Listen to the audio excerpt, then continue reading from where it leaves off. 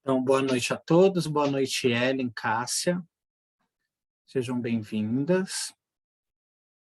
Hoje, através do Grupo Encontro Sistêmico, nós iremos conversar hoje um pouquinho falando sobre emaranhamentos sistêmicos. E meu nome é Marcelo Mendes, sou terapeuta sistêmico e constelador familiar, me formando em psicanálise, filho da Zilda e do Marcos. E estamos aqui nessa noite, em pleno esse feriado de Corpus Christi. A gente não tem o que fazer, estamos aqui para conversar um pouquinho a respeito de algo tão interessante, tão importante. É um termo que a gente usa muito, né? Sobre a pessoa estar emaranhada, a pessoa ela deve estar em algum emaranhamento familiar ou sistêmico, e muitas pessoas às vezes não sabem nem o que é isso. Às vezes a pessoa está emaranhada, ela não tem realmente nenhum tipo de noção a respeito. Então, estamos aqui, eu, a Cássia, hoje, aqui também com a presença da Ellen, para a gente conversar um pouquinho a respeito disso. Cássia, se você quiser se apresentar, você se apresenta. E se a Ellen também quiser depois falar alguma coisa, fica à vontade. Boa noite a todas vocês. Que bom ver vocês aqui hoje. Meu som tá bom, gente? Tá ótimo. Ai, beleza. O som está bom, a imagem. Boa noite, pessoal. Espero também que hoje a minha internet esteja legal, né? Porque às vezes ela tá travando aí. Mas vamos aí. Hoje a gente vai falar sobre evento, né? Sejam bem-vindos ali a Ellen também, que sempre está participando conosco, é terapeuta, o Marcelo também é terapeuta, né? E eu também, terapeuta sistêmica, holística. O emaranhamento sistêmico, uma parte ali, né, da constelação sistêmica, né, de Bert Hellinger. E de acordo com ele mesmo, né, essa visão é quando a pessoa que nasce depois em um sistema familiar retoma e vive inconscientemente comportamentos e o destino de uma pessoa que viveu antes dela e que sofreu ou cometeu alguma injustiça com algum antepassado, né, algum acontecimento anterior na vida dele.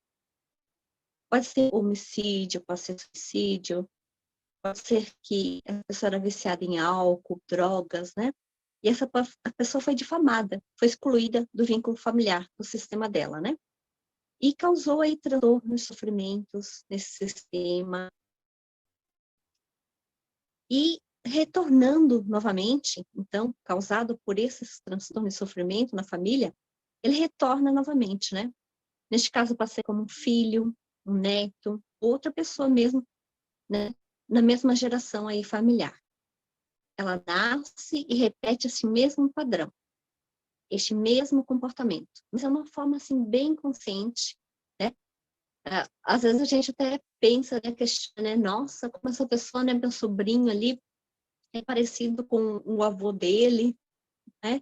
Então, assim, e às vezes a gente não sabe o porquê, né? Às vezes é o jeito de caminhar, o jeito de comportamento, o jeito mais agressivo, de repente. Então, ele está num padrão repetição da família, né? De repente, ele foi excluído, o avô da família, e retorna ali o neto com esse mesmo sistema. Para quê? Para ser excluído, né? No sistema. Para ele ter essa presença ali, novamente, para ele ser acolhido. Para ele pertencer, né? A gente fala em pertencer ao grande familiar. Nossa. Foi uma maneira assim, consciente, então, dessa família que encontrou este homem aí para curar novamente, né? Essas feridas emocionais aí que existem, né? Para honrar esse sistema, né? Praticando a lei do pertencimento.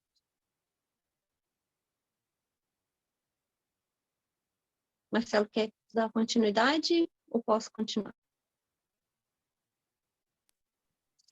Se você quiser continuar, Cássia, pode continuar. A sua imagem, não sei para Ellen, mas para mim está parada, está congelada a sua imagem, e nós só estamos só ouvindo só a sua voz.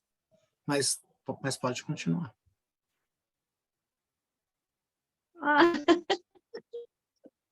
Interessante, mas tá bom, então tá bom.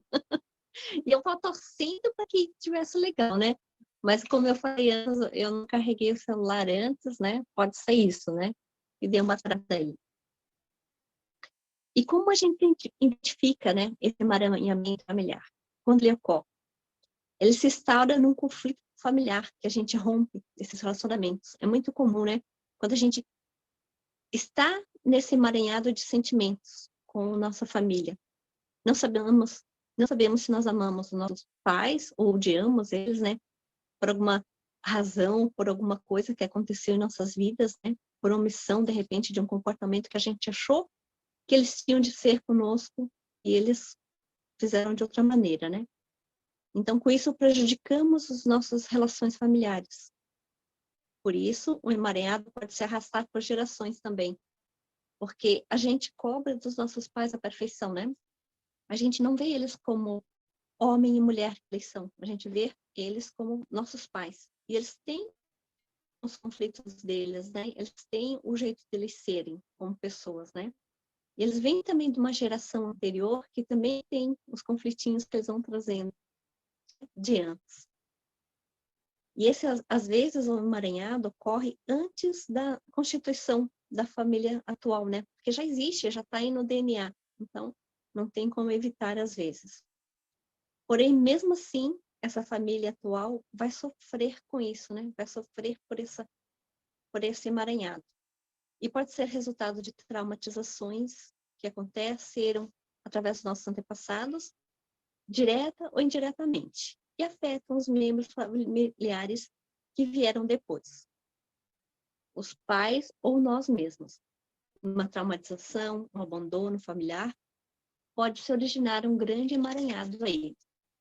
E refletimos e repetimos esses comportamentos, né?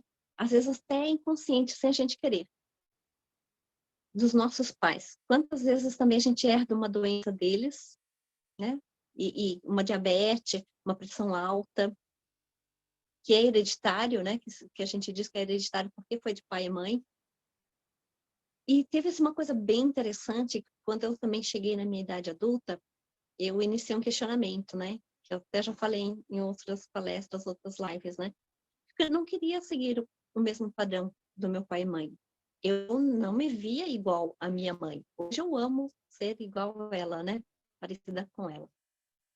Mas eu não queria, eu não aceitava. E hoje eu vejo que é um comportamento errôneo, né? Porque a gente tem 50% de pai, 50% de mãe. Então, é claro que eu vou herdar, né? Mas às vezes até nas atitudes, no jeito de ser. Eu sou bem diferente, né? Não, eu acho que eu não sou igual, assim, o comportamento que era o pai e mãe, porque a mãe era bastante yang e o pai era bem autoritário, né? Conosco, assim, ele fazia acontecer as coisas, né? Ele não tinha muita paciência para conversar. Hoje eu sei, né, respeito o que ele passou para nós, mas eu não aceitava esse fato, assim, de ter essa carga de hereditariedade, de ter essas doenças, sabe? Que eu saiba, não tenho diabetes, não tenho pressão alta, né? Mas, assim, é uma coisa que eu não aceitava, né? Hoje eu já sei, e sou compreensível o que pode acontecer. Mas eu também sei que através das nossas mudanças, a gente pode fazer diferente e não tê-las, não trazê-las para o meu familiar, para o meu vínculo agora familiar que eu tenho, né? Com outras pessoas. Então, a gente, às vezes, herda esses padrões sem a gente querer, mas às vezes a gente, com os movimentos, fazendo diferente,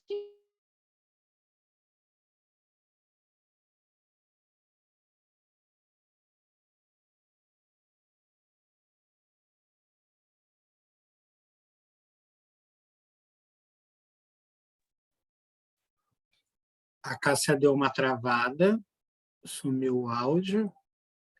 Você quer complementar com alguma coisa, Ellen, enquanto a Cássia volta? Seja bem-vinda. Ah, Cássia. Para mim aparece que você está sem áudio, Cássia. A gente está te ouvindo. está ligado. Está ligado meu áudio. Agora. Como que está aí? A gente está te ouvindo. Está travado meu vídeo? Tá, o seu vídeo está travado, está fechado. Estão me ouvindo? Eu vou continuar. Depois, Tá Marcelo continua aí.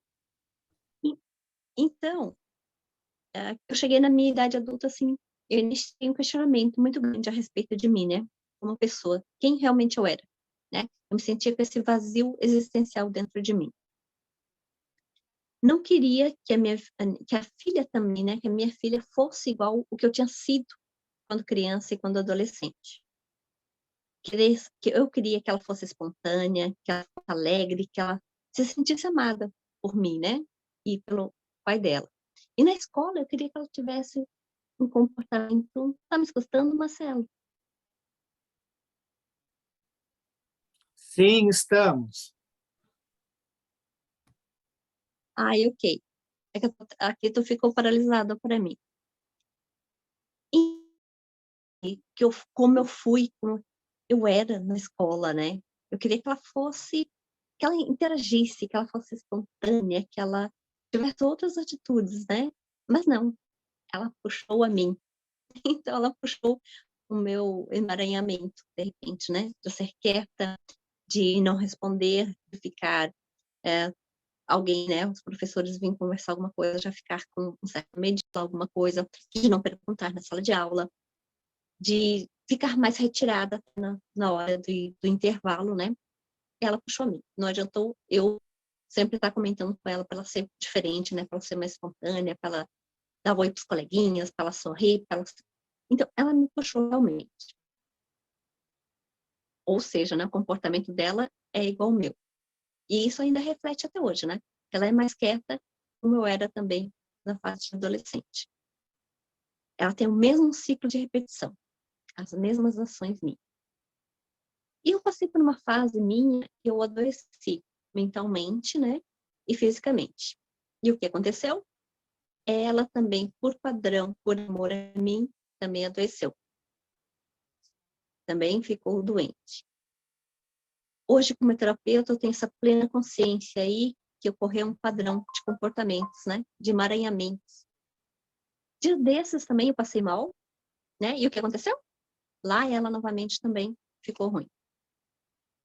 As questões que hoje eu percebo, né, como terapeuta.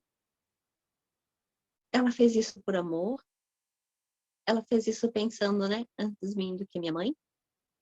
Ela fez por respeito por mim, né, pela mãe, por medo, de repente, de perder, né, um ente querido que faz muita diferença na vida dela, né? E eu compreendo essas situações e o que eu faço, né, para aliviar um pouco a carga dela, para ela não trazer esse emaranhamento, né? Eu abençoo ela quando eu vou dormir. Eu digo mentalmente para, né, para ela, eu te abençoo, filha, eu te amo. Mentalmente, eu não vou lá falar para ela, mas eu digo todos os dias, né? Siga a sua vida com tranquilidade, siga a sua vida com compreensão, né? Você mais tarde está disponível e liberada para achar outra pessoa também, para você caminhar a sua vida, né? Mesmo pai e mãe sendo uma referência para você. Marcelo, quer prosseguir? Sim, ô Ellen, você quer falar alguma coisa, Ellen? Quer compartilhar algo? No momento não, gratidão. Foi lindo o que ela falou, foi super bem esclarecido. Parabéns, Cássia. Deu para escutar direitinho. Só uma coisa, né? Quando a Cássia ela traz essa questão de falando, né, que a gente repete os padrões de outras pessoas, a gente às vezes a gente só foca muito no negativo, né? Mas eu estava pensando agora, né? O quanto de padrões bons que também que a gente também acaba repetindo no nosso sistema familiar. Às vezes até a mesma profissão, porque a gente se inspira nos nossos pais, a gente quer a mesma profissão também. Eu estava observando em mim, né? O meu pai, quando era vivo, ele teve muitos amigos ao longo da vida. O meu pai era mais conhecido do que nota de R$ 1. E eu me percebo assim também. Eu sou meio que eu sou meio que popular, sabe, entre os meus amigos, entre o meu ambiente de trabalho. Eu tenho muitos conhecidos, muitos amigos. Eu tenho uma meia dúzia de fãs revoltados, é verdade, mas eu tenho muito mais amigos do que gente que não gosta de mim, por exemplo. E isso vem do meu pai, essa característica de, né, de ir conversar com todo mundo, se dar bem com todo mundo. Isso eu percebo que eu puxei dele. algumas características minhas que eu percebo, né, que a minha mãe tem também, né? Então, tem também esse lance também daqueles padrões que a gente repete que são bons também, né? Isso é interessante ressaltar aqui também. Por falta de tempo e de eu não conseguir fazer slides, eu vou ler umas coisinhas aqui interessantes, né? Que nem os consteladores afirmam que um dos mais importantes objetivos da constelação familiar é encontrar o ponto onde o amor está oculto e assim chegar à raiz do problema para solucionar os emaranhamentos. Mas do que se trata os emaranhamentos? Segundo Bert Hellinger, o emaranhamento é aquele comportamento que se dá quando somos condicionados para um destino que não é o nosso e não temos consciência disso. Geralmente não há um reconhecimento desse papel, o que dificulta para que tenhamos força de mudá-los, e é verdade, porque às vezes a gente está passando por alguma fase, né, de dificuldade, seja ela de comportamento, seja ela em relação a ter o mesmo problema de saúde que os nossos familiares também têm, a gente não tem consciência disso. É por isso que a gente faz uma constelação. Porque quando a gente vai para uma sessão de constelação familiar, seja ela com bonequinhos ou com pessoas, a constelação familiar vai nos dar um diagnóstico e a gente ali vai tomar consciência, a gente vai perceber no que a gente está emaranhado. É por isso que a gente constela. E segundo o Bert Hellinger, há 5 tipos de emaranhamentos que podem ser explicados, que são eles a triangulação, a parentificação, a repetição e a substituição. Então, vamos começar falando sobre a triangulação. A triangulação é um dos emaranhamentos mais comuns. Certamente você já viveu ou conhece alguém que já viveu essa situação. A triangulação acontece geralmente na infância, podendo se estender até a vida adulta, dependendo do ciclo familiar. Quando um dos genitores não encontra recursos em si mesmo para lidar com alguma situação com seu parceiro, a partir daí ele vai buscar apoio dos filhos, e é caracterizado como emaranhamento de triangulação. A criança é colocada em uma posição que não lhe pertence e que é a esfera de responsabilidade por seus pais, pois essa posição só pertence a pessoas das gerações anteriores a dela. Quando colocada nessa situação, a criança tende a perder sua infância, passando a desenvolver um papel que não é dela. E é muito comum mesmo, porque a criança inconscientemente, quando ela percebe que os pais estão para se separar, ela adoece. Isso é uma dinâmica de triangulação. A criança anseia por salvar o relacionamento dos pais, ela acaba ficando doente. Quando não, um dos parceiros faz aquela alienação em relação à criança, né? Porque o Bert Hellinger ele vai falar que ele nunca gostou de trios, né? Porque 2 se ajuntam para ficar contra um. E muitas das vezes, a mãe, quando se separa do pai, ela joga o filho contra o pai, por um exemplo, ou vice-versa. Também acontece essa dinâmica. Isso também é uma triangulação. Mas a triangulação ela também não ocorre só na infância, como o Bert Hellinger observou. Essa triangulação, hoje, a gente observa quando o casal, quando um deles arruma uma amante, por um exemplo, eles trazem uma terceira pessoa para o meio do relacionamento, isso também é uma triangulação, eles estão emaranhados. Eles precisam triangular, trazendo uma outra pessoa para a relação. Assim como eles também colocam a criança no meio da relação, né? Ou para curar, ou para dificultar o nível de relacionamento entre um parceiro ou outro. Uma outra dinâmica também interessante é quando um dos parceiros tem problema com vício, por um exemplo. O vício também, no meio da relação, é uma triangulação. Porque aquele marido, um exemplo, né? A pessoa ela tem um marido que é adicto, por um exemplo. Aquele marido ele fica indisponível para o relacionamento. A adicção do marido é como se fosse uma amante no meio do relacionamento. Porque aquela pessoa, por conta do vício, ela vai ficar noites fora. Ela perde aquele senso de responsabilidade com a própria relação, no sentido, né, de deixar com que a pessoa espere ela chegar de madrugada, ou à noite, ou dias, etc. Aquele parceiro ele fica indisponível em relação quando ele tem algum problema com vício. Isso também é uma forma de triangulação. Alguém quer completar trazendo alguma outra coisa nesse sentido? Eu só lembrei desses até agora. Você quer falar mais alguma coisa, Cássia, a respeito disso, da triangulação? Alguma coisa que você lembra, ou a Ellen?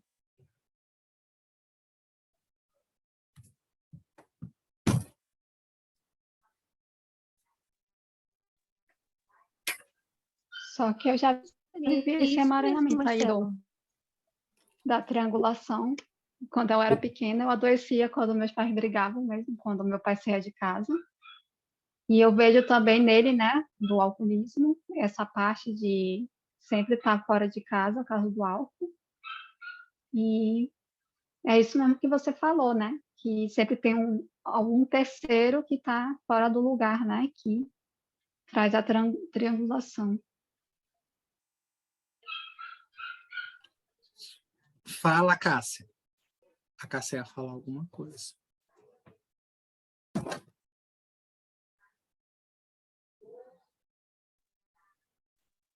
Sim, é perfeito, é isso mesmo, né? Triangulação geralmente acontece entre pai e mãe e os filhos, né? Você explicou bem com o certo mesmo, como é que acontece. E é muito interessante essa dinâmica, né? Porque, às vezes, isso acontece muito com a gente também. Eu via os meus pais brigando muito, eu sempre ficava a favor da minha mãe contra o meu pai, né? E não era que ela fazia isso, mas eu, numa forma de defender a minha mãe, eu ficava contra, né? Para quem tem essa dinâmica de ver os pais brigando, como a Ellen também trouxe, a gente acaba tomando esse lugar, a gente sempre acaba tomando partido de um ou mais para outro, enfim. A gente se mete no meio da relação deles. Ainda que a gente não queira, mas já que quando um dos é injustiçado, os filhos acabam tendo essa tendência, por amor cego, em defender, às vezes, ou o pai ou a mãe, acaba assumindo esse papel, entrando realmente, de fato, no meio da relação. O segundo emaranhamento que o Bert Hellinger percebeu, e quando os pais colocam a criança no meio da relação, a criança ela fica fora do lugar. Porque a criança ela fica com esse agente de salvação ou de resolução daquela situação entre o casal. Ela sai totalmente fora. Você quer ver um exemplo? Um exemplo que eu lembrei agora, né? Quando um dos parceiros morre, né? Quando um dos pais. Aí, se é o pai que morre, a mãe fala para essa criança assim: a partir de agora, você é o homenzinho da casa. Né? Aí, quando a mãe quer arrumar um outro relacionamento, a criança breca, a criança barra, porque como ele é o homem da casa, então é como se a mãe não precisasse de mais ninguém, porque ele já assumiu esse papel de marido, de filho, perante a mãe. Aí, quando a mãe arruma um outro relacionamento, cria um problema com esse filho. Porque ele compra essa ideia de que, já que ele é o homem da casa, não precisa de mais ninguém. E quando há uma outra triangulação também é quando a criança, desde pequenininha, a mãe coloca a criança para dormir com os pais. A criança, inconscientemente, ela acha que, em algum momento, ela vai achar que no meio daquele casal, quando ela percebe que ela consegue manipular os dois, a criança passa a manipular os pais. A fazer com que os pais façam aquilo que ela quer. Isso também é uma outra dinâmica, porque a criança percebe isso muito cedo. Essa coisa da manipulação e manipular os pais. A criança chora, bate o pé, faz birra, a mãe vai lá, acaba fazendo tudo aquilo que a criança quer. E quando os pais colocam os filhos para dormir junto com eles, essa criança também ela sai fora do lugar. Porque o lugar no meio ali de casal não é um lugar de uma criança. Né? O segundo emaranhamento que o Bert Hellinger percebeu foi o da parentificação. A parentificação acontece quando a criança é continuamente instigada a desenvolver um senso de responsabilidade para com seus pais. Ou seja, há uma inversão de papéis, ao invés dos pais terem um senso de responsabilidade para com seu filho, é o filho que desenvolve esse senso. A parentificação se dá sempre que a criança está posicionada acima dos seus pais. Um salto de 2 gerações de filho para os seus avós. E é muito comum isso. Quer ver um exemplo? A gente vê algumas fotos, né? um corpo de criança com rosto de adulto e um corpo de adulto com rosto de criança. Isso é a parentificação. Quando eu assumo aquele papel que é dos meus pais, eu acabo fazendo por eles.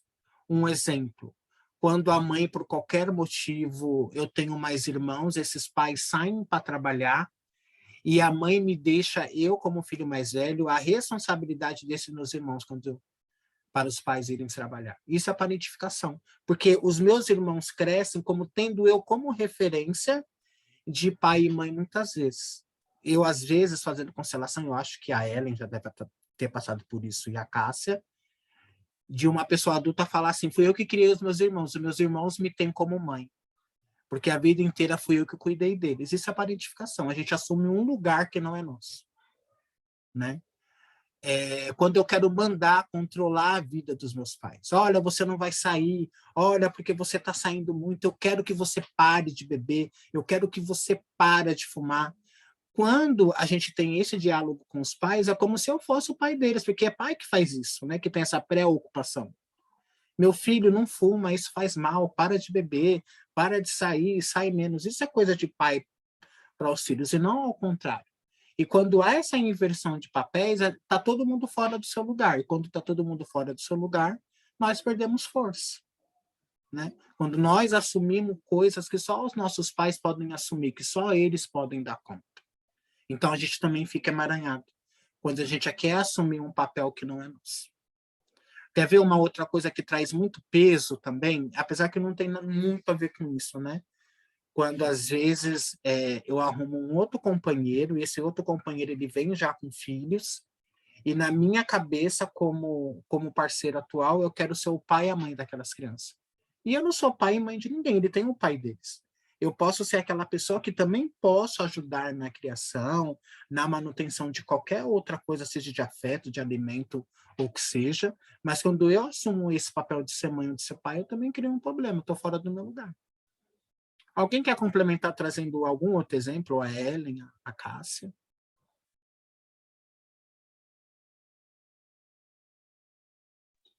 Eu já peguei caso de a afilhada querer cuidar da madrinha, que é diferente, né? Que a gente sempre vê filha querendo cuidar da avó, da mãe, mas esse foi o caso da madrinha, né? A afilhada querendo cuidar da madrinha.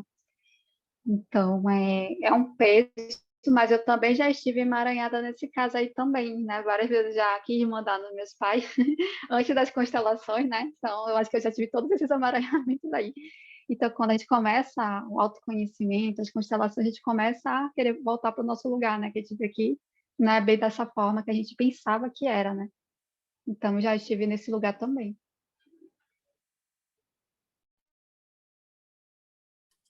Quer falar, Cássia? Alguma? Ah, a Cássia caiu. Vamos ver se a Cássia vai voltar. Então, eu vou continuar aqui, Ellen, com você. E enquanto a gente observa ver se a Cássia volta. O terceiro emaranhamento que o Bert Hellinger identificou foi a identificação. A identificação ela age de forma inconsciente. Normalmente acontece quando o indivíduo passa a manifestar características, qualidades e atributos de outra pessoa. A identificação com pessoas que foram excluídas ou banidas de alguém do sistema familiar. Acontece como uma forma de compensação e reequilíbrio para o esquecimento dessa pessoa nesse sistema. Então, o padrão de identificação, um exemplo, né? Eu tenho um pai alcoólatra e, de repente, eu não aceito esse pai alcoólatra de jeito nenhum. Os meus irmãos também não aceitam, os avós, todo mundo não aceita essa pessoa. Às vezes pode ser alguém que é alcoólatra, ou uma pessoa que tem problema com drogas, ou alguém que matou alguém, que, né, que cometeu algum tipo de assassinato, entre outras coisas. Essa pessoa ela fica, ela é banida do sistema familiar. Essa pessoa ela cai no esquecimento que ninguém nem pronuncia o nome dessa pessoa, enfim. Aí nasce alguém que muitas das vezes é nós, a gente se identifica com essa pessoa, de uma forma de incluir inconscientemente ela de volta no sistema familiar. A gente passa também a usar drogas, a gente passa também a beber, a gente também passa a se prostituir, a gente também passa a matar pessoas, isso é identificação. A gente passa a ter o mesmo destino que aquele membro que está excluído no nosso sistema familiar. A gente cai nesse padrão de repetição. É como se houvesse uma forma inconsciente de trazer essa pessoa de volta ao sistema familiar. Então, a gente também, a gente acaba tendo o mesmo destino. Muitas das vezes difícil daquele ente querido, a gente passa a repetir e fazer igualzinho, mantendo esse mesmo padrão também. Então, que nem eu tenho um padrão familiar que na minha família, muitos de nós fomos adoecidos por conta da dependência química. No meu sistema familiar tem muitos alcoólatras, né? Desde pais, avós, bisavós, e a gente já está nessa 4ª geração com problema de adicção no meu sistema familiar. E isso já vem já de lá de trás, né?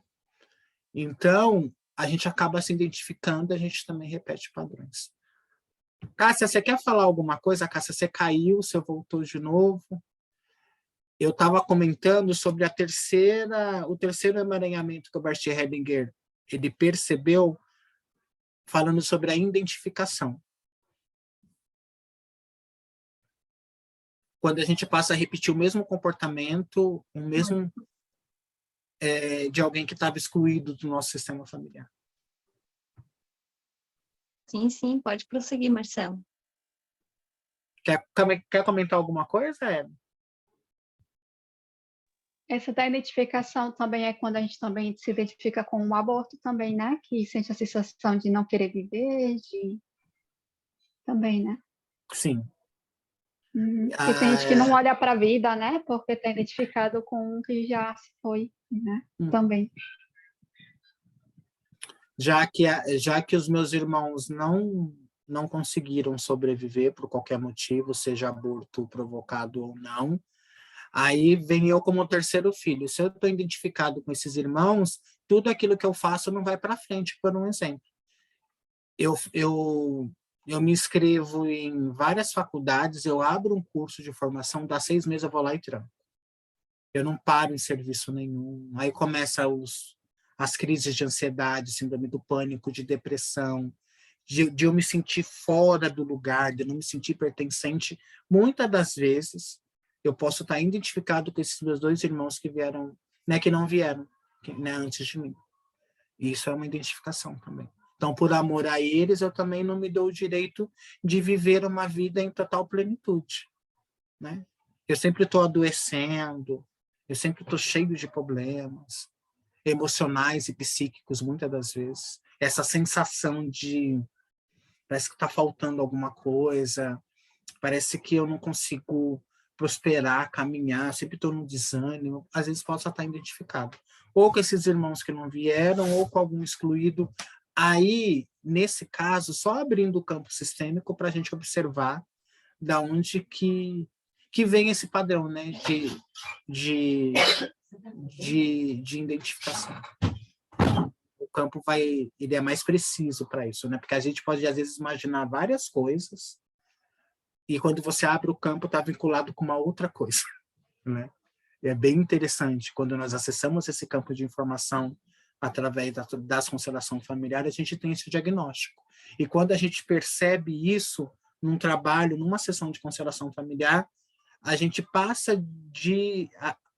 não repetir esses padrões, a não estar tão identificado, etc. Né? Aí tem como a gente trabalhar. A Cássia voltou de novo.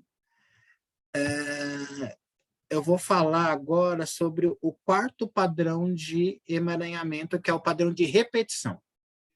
A ligação entre os membros de um mesmo sistema familiar é tão grande, sendo capaz de repetir o destino de uma pessoa em um outro membro de forma inconsciente. A união entre esses 2 membros podem levar a repetirem um destino duro e cheio de dificuldades, que é muito parecido com o padrão de identificação. Eu me identifico com aquele que está excluído do meu sistema, né? Aquele que foi excluído por causa do álcool. Eu me identifico com ele. Numa forma de incluir, eu passo a repetir, eu passo a tomar álcool também. Você vê que uma coisa está ligada à outra, né? Mas elas são muito sutis, assim, tendo uma diferença, né, desse padrão de identificação para o padrão de repetição. Primeiro, eu me identifico. Ok, somos iguais, eu estou junto com você. Então, vou ter também, muitas das vezes, querer repetir o mesmo destino. Difíceis, cheios de dificuldades, vindo através de qualquer, seja ela, né, dificuldades com dinheiro, profissional, entre relação entre pais e filhos. Um exemplo, né? Eu vim de um padrão familiar que eu não recebi muito carinho, muito afeto da minha mãe, né? E inconscientemente eu também passo isso para os meus filhos, porque eu também não fico uma pessoa tão amorosa. Mas a gente vai de um extremo para o outro, porque o ao contrário também é verdadeiro. Então, tudo aquilo que me faltou lá atrás, se eu tenho um filho, eu vou querer compensar e dar tudo para eles aquilo que eu não tive. A gente fica emaranhado também. Com medo. Quantas vezes a gente tem medo, né, de repetir um destino, né, que nem a Cássia falou, né? Acho que foi a Cássia que disse que ela tem medo, ou tinha medo, né, de ter algum tipo de diabetes ou de problema de coração, porque isso está no sistema familiar dela. E dá muitas das vezes, para a gente pertencer, a gente acaba muitas das vezes adquirindo o mesmo padrão de doença, muitas das vezes, né? Aquele padrão de familiar que todo mundo morre de câncer, aquele padrão de familiar que todo mundo tem ataque cardíaco, tem diabetes e tantas outras coisas. Numa forma de pertencer, eu também quero morrer igualzinho. Isso é inconsciente, né? Porque ninguém em sã consciência quer desenvolver algum tipo de coisa, mas por amor, para pertencer àquele sistema, muitas das vezes, numa forma de doença, para trazer um excluído de volta ao sistema familiar, a gente também adoece. Tem essa dinâmica também. E por amor, eu também adoeço por você, para chamar a atenção do sistema. Aí entra aquele padrão de repetição, onde que todo mundo acaba morrendo das mesmas coisas, das mesmas formas. Você quer ver um exemplo? Eu assisti o filme, não sei se vocês viram, Cássia e Ellen, o filme da Whitney Houston pelo HBO, que é a cantora Whitney Houston. Ela morreu numa banheira, acho que ela estava alcoolizada, tinha feito uso de drogas, ela morreu meio que afogada na banheira. Ela também teve uma única filha também, e a filha teve a mesma morte que a dela. A filha também se tornou dependente química, e ela teve a mesma morte da mãe também. Ela morreu também numa banheira, afogada na própria água. Igual a mãe dela. Isso é uma repetição de padrão. Mãe, por amor a você, eu tenho o mesmo destino. Que talvez ela, na ânsia de salvar essa mãe, porque os pais tinham um problema com a adicção, ela também repetiu o mesmo destino. Teve a morte igualzinha da mãe. Isso é um padrão de repetição. Ruim, inclusive. Porque a gente pode também repetir os padrões, usando esse caso da Whitney Houston. Essa filha poderia ter se inspirado nos pais que são artistas e cantores e ter o mesmo destino. Inclusive, acho que ela até tentou fazer algumas coisas, ela chegou a cantar alguma coisa. É claro que não fez não tanto sucesso igual a mãe e o pai, mas ela foi por um outro destino, esse destino difícil, né, em relação aos vícios, às drogas, à prostituição. E no final, morreu jovem, acho que ela morreu com 22 anos, e ela morreu igual a Whitney Houston também, numa banheira, num quarto de hotel, teve o mesmo destino. Alguém quer falar alguma coisa? Ellen, Cássia.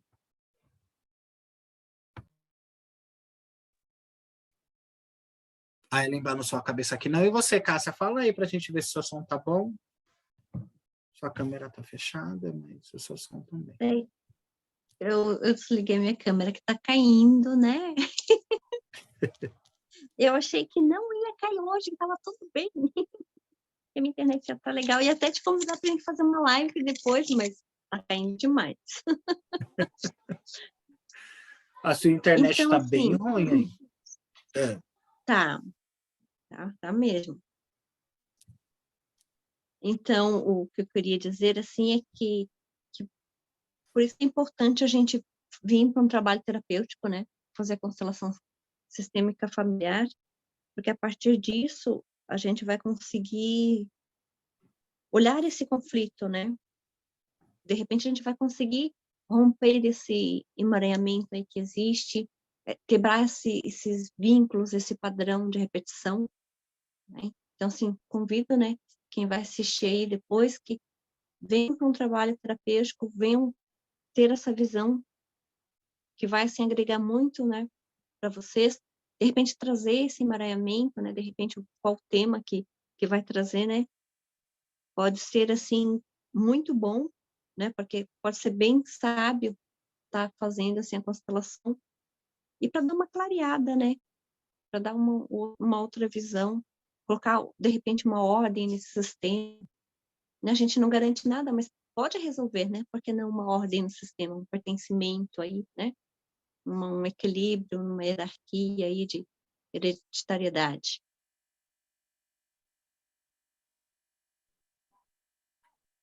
Então, eu vou falar sobre Honrar também os antepassados é importante, né, Marcelo? Muito importante também olhar, assim, os antepassados que estiveram aí conosco, né, e tá também trabalhando eles, né? Sim, Cássia, perfeito. Eu vou falar sobre o último e o quinto emaranhamento que o Bert Hellinger observou nessa dinâmica com o trabalho das constelações familiares. Ele vai falar sobre a substituição. A substituição, ela acontece... a substituição acontece em um membro do sistema familiar diante de uma dinâmica de sofrimento, depressão e dor. Passa a carregar esses sentimentos no lugar de outra pessoa. Quando um filho vê seu pai em alguma situação que lhe faz ter sentimentos negativos, em solidariedade, ele também passa a tentar carregar esses sentimentos no lugar de seu pai. Isso é muito comum. Quer ver um exemplo? A mãe, ela perde um dos pais e aquela mãe, ela passa ali por um período, né, daquela dor do luto, então ela passa ali um pouco meio que desanimada, depressiva, com tristeza. O filho, por amor a essa mãe, ele acaba desenvolvendo um quadro de depressão, por exemplo. Às vezes a dor daquela mãe, ela é tão forte, aquele filho, por amor a essa mãe, ele acaba cometendo suicídio. Mãe, eu carrego essa dor por você, eu dou conta. O filho adoece. Isso também acontece quando... E é muito comum, né? Acho que a Ellen e a Cássia já deve ter pegado algum caso assim ou parecido, que o cliente fala assim para a gente assim, é porque o meu pai nos traiu, porque o meu pai foi embora de casa com uma amante. Mas ele traiu o quê? Ele traiu a mãe, não você. Então, nós, como os filhos, a gente acaba assumindo também esse papel, também essa dor. Nos traiu. Mas o pai era casado com a mãe, não era casado comigo. Então, às vezes, a gente toma sentimento para nós que não é nosso. Né? E a gente poderia aqui enumerar algumas outras dinâmicas, mas essa substituição é se colocar e tomar um sentimento, ter uma postura de algum ente querido do nosso sistema familiar que não é nosso. Aí eu vou continuar aqui. Grande parte dos problemas dos emaranhamentos sistêmicos acontece por conta da exclusão de pessoas, independente do motivo que faça excluir uma pessoa do seu ambiente familiar. A exclusão é um problema que se reflete em uma das necessidades básicas do ser humano, que é o pertencimento. E para lembrar os membros desse sistema, dessa exclusão inapropriada, podemos sintomatizar em nosso corpo as doenças que nos ligam àqueles que foram excluídos. Olha o quanto que isso é forte. Porque muitas das nossas dificuldades que nós enfrentamos hoje é justamente dessas exclusões que acontecem e que tem no nosso sistema familiar. Porque o nosso sistema familiar, a consciência do coletivo, não aceita exclusões. Independente do que essas pessoas sejam, não importa.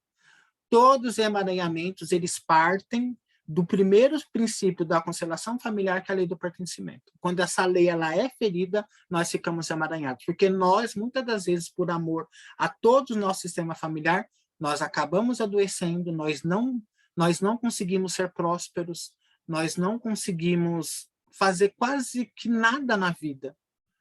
Porque para mim pertencer, a gente passa a repetir esses mesmos padrões que a gente estamos conversando aqui até agora, com tudo aquilo que a Cássia trouxe, falando, né, no começo da nossa palestra, os comentários, né, da própria vida que a Ellen também trouxe. Então, tudo começa por causa da lei do pertencimento, porque essa lei ela tá infligida no nosso sistema familiar. Quando nós excluímos alguém, quando nós nos excluímos do nosso próprio sistema familiar, nós criamos dificuldades para a nossa vida, que nós, de uma maneira muito bonitinha, a gente fala emaranhamento. Essa pessoa está emaranhada no sistema familiar dela. Ou seja, ela está com alguma dificuldade que ela pode estar trazendo para a vida dela esses padrões de repetição, de triangulação, de substituição, de identificação, de parentificação, na ânsia de incluir membros que são excluídos ou de tomar dores de coisas que não são nossas e situações. E a gente acaba repetindo muitas vezes o mesmo destino para pertencer. Então, aqui, né, o corpo não mente. Mais que isso, ele conta muitas histórias e em cada uma delas há um sentido a descobrir, como os significados das doenças ou do prazer que animam algumas de suas partes. O corpo é a nossa memória mais arcaica. Nela nada é esquecido. Cada acontecimento vivido, particularmente na primeira infância e também na vida adulta, deixa no corpo a sua marca profunda. E isso é muito profundo também, é verdade. Porque, um exemplo, se eu fui rejeitado na infância por conta dos meus pais, eu cresço um adulto que antes de ser rejeitado, eu rejeito as pessoas. Então, antes de sofrer, eu faço as pessoas sofrerem primeiro, porque eu saio, eu vou embora da relação. Eu não me permito ter um relacionamento saudável, por exemplo. Porque eu tenho tão fixado dentro de mim, no meu corpo, esse sintoma da rejeição, eu passo a rejeitar também tudo e a todos. Eu não me permito ser feliz, por exemplo. Com medo de sofrer, mas essa dor nossa está lá na infância. E nós crescemos adultos, a gente não sabe ainda lidar com isso. Por isso que nós ficamos emaranhados. E isso a gente consegue identificar num trabalho de constelação. Como faziam os terapeutas do deserto, que cuidavam do corpo, do psiquismo e também do espírito? Trata-se, pois, de escutar cada uma dessas partes de nosso corpo do ponto de vista físico, psicológico e espiritual. Alguém quer colocar mais alguma coisa? Você quer falar mais alguma coisa? Cássia, também a Ellen. Vocês querem trazer alguma outra coisa que ilustre melhor esse emaranhamento da substituição?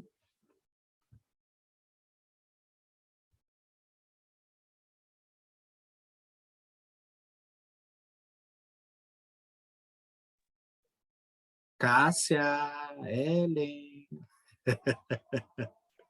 É só abrir o áudio e falar, meninas.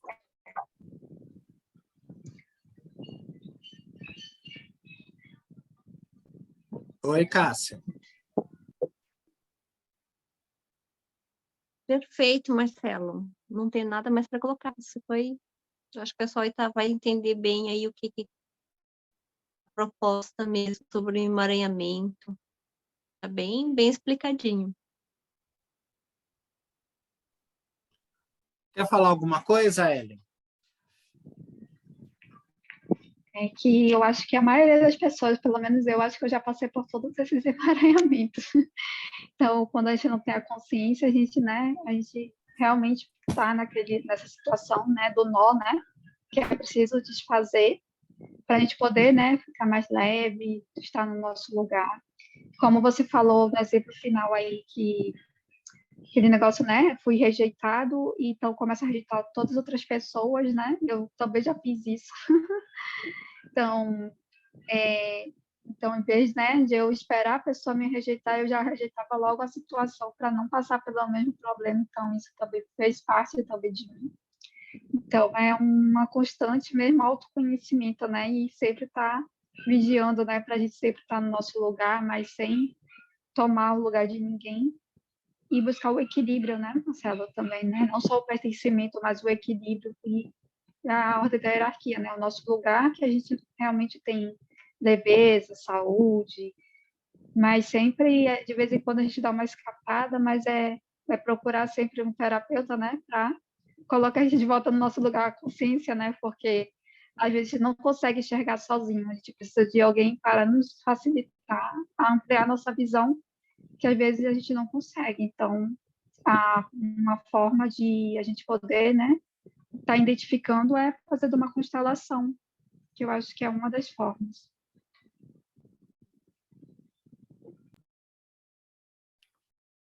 É isso aí. E todo o trabalho terapêutico é importante, o trabalho das constelações também, ela ajuda a gente a identificar todos esses padrões. E é o que o Bert Hellinger disse, né? A gente se vincula a um destino difícil, a gente fica aí emaranhado sem saber. Nós não temos consciência. É isso que você falou agora. Eu passei por todas essas fases, né? Esses ciclos de emaranhamento, como eu também passei. Mas a gente não tem consciência disso. E que bom que as constelações familiares hoje, ela consegue nos apontar isso, a gente tem a oportunidade de um trabalho terapêutico da gente transformar e ressignificar e mudar a própria vida. E ela começa com a primeira lei sistêmica, que é essa lei filosófica que vai falar sobre o pertencimento. Você vê que, para mim, é a lei mais importante, é a lei do pertencimento. Porque a lei do pertencimento, ela vai nos dar base para as outras duas, que é a lei da hierarquia e a lei de equilíbrio de troca entre o dar e o receber. Porque quando eu pertenço, quando eu tenho esse senso de pertencimento, que eu pertenço e as outras pessoas também fazem parte, eu vou reconhecer o meu lugar no meu próprio sistema familiar. Eu não vou furar a hierarquia. Eu não vou ficar nem mais e nem menos, eu só vou ficar no meu lugar. E só estando no nosso lugar eu tenho força. Então, quando eu tenho esse sentimento de pertencimento, eu sei qual é o meu lugar. E quando eu sei o meu lugar, respeitando os que vieram antes, eu consigo equilibrar minhas trocas de igualdade. Quando eu respeito os meus pais profundamente, aceitando eles como eles são e não da forma como eu gostaria, e nas minhas relações a dois, nas minhas relações com meus colegas de trabalho, com o meu marido ou com a minha esposa, no meu ambiente de trabalho, eu vou conseguir equilibrar essas trocas. Ao mesmo tempo que eu vou dar, eu vou me permitir receber também. Porque a vida não é só fazer pelos outros, é deixar com que também com que as pessoas possam fazer por nós. Da forma como elas podem equilibrar, da forma que elas podem dar. Porque se nós criarmos uma expectativa de que elas têm que dar da forma como a gente gostaríamos, a gente também fica emaranhado. Porque partindo disso, vem os ressentimentos, as decepções, a tristeza, o rancor, a raiva, o ódio. Que eu espero algo de alguém que não pode me dar da forma como eu gostaria. Porque cada um só dá aquilo que tem. Então, você vê que, mas tudo parte desse pertencimento. Às vezes eu não posso concordar com o que o outro faça, mas eu posso respeitar a escolha do outro. Eu posso respeitar a forma como que o outro queira viver a vida dele. E que ele possa arcar com as consequências dos atos né, com que essa pessoa faz. Eu fico no meu lugar, eu fico só com aquilo que é meu e respeito o destino do outro. Isso é pertencimento. Quando a gente pode olhar para as pessoas com ter esse olhar de respeito. Eu respeito as pessoas que fazem parte do meu sistema, as pessoas que estão comigo no dia a dia. Isso é pertencimento. E para que a gente não fica passando por esses 5 emaranhamentos. De triangular, de se identificar, de parentalizar, ou de substituir, né, de tomar uma dor que é dos outros que não é minha. Isso também é um peso muito grande. Quando a gente quer carregar coisas do outro, a gente sente isso no corpo. Eu vi uma constelação de um mentor meu fazendo esses dias, acho que foi na segunda-feira que nós tivemos supervisão, e veio uma cliente que ela tem artrose e artrite em todo o corpo, crônico já. E o que a constelação familiar revelou ali? O que ela trouxe, né? Um profundo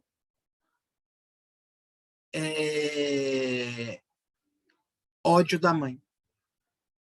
Você acredita nisso? Ela somatizou todo aquele ódio, aquela raiva que ela tinha da mãe, ela trouxe isso para o corpo.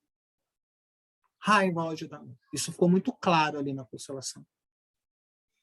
Então, olha o quanto que isso é forte, o quanto que isso às vezes nos prejudica a nossa saúde inconscientemente, muitas vezes a gente sem saber. Porque quando a pessoa, ela olhou para a constelação dela, ela olhou surpreendida, ela falou assim, eu nunca pensei que esse sentimento poderia, né, me causar isso em mim hoje. E eu vou passar, apesar da minha mãe ser falecida, mas eu vou olhar para a minha história de uma maneira diferente, porque hoje eu consegui entender que a minha mãe ela só pôde dar aquilo que ela teve, porque eu recebi um pouquinho mais que ela, porque a minha avó agia assim com a minha mãe também. E eu também ajo assim também com meus filhos, porque eu não sou uma mulher tão amorosa. Então, até em relação aos meus filhos, eu também vou mudar um pouco do meu comportamento, que eu também vou me permitir receber. Os meus filhos querem fazer as coisas por mim, eu não deixo. De uma forma de não querer receber validação, afeto, carinho. Então, já que eu não tive, eu não me permito sentir deles também. E hoje eu vou me permitir. E a representante da questão dela, que trazia toda essa questão da dor, ao término da constelação, o representante dela chacoalhava os braços, e se mexia, e se contorcia. Meu professor falou para ela assim, que bom, que ainda que você tenha esse processo crônico já instalado no corpo, mas partindo dessa constelação, você possa sentir com menos peso tudo que você sente no corpo. Esse é o papel da constelação, quando você se permite sentir e ressignificar. E realmente, né, Ellen, a gente que passa, né, por processos de constelação familiar e a gente também atendendo essas pessoas, a gente percebe o quanto que a gente se melhora essas pessoas também. E não há preço que paga isso. E isso só acontece quando a gente toma consciência. E a gente passa a ressignificar e a gente pode mudar aos poucos, gradativamente mudar a nossa história. Então, tudo aquilo que está ao nosso entorno também muda, também melhora. As relações, os relacionamentos se equilibram. A nossa saúde física, psíquica, emocional e espiritual, ela também melhora. Quando nós temos também essa tomada de consciência. Você quer falar mais alguma coisa? Para a gente ir encerrando, a Cássia está voltando.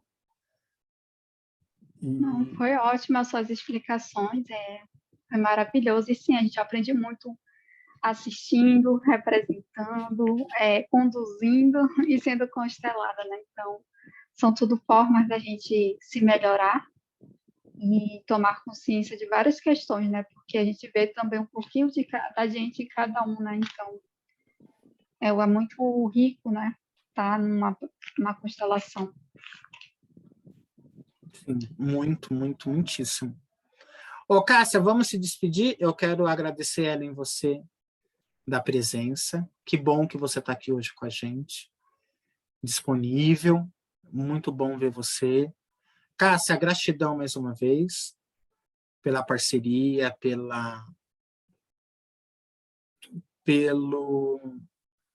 por tudo que você trouxe, né, de conhecimento, de esse bate-papo que nós realizamos aqui.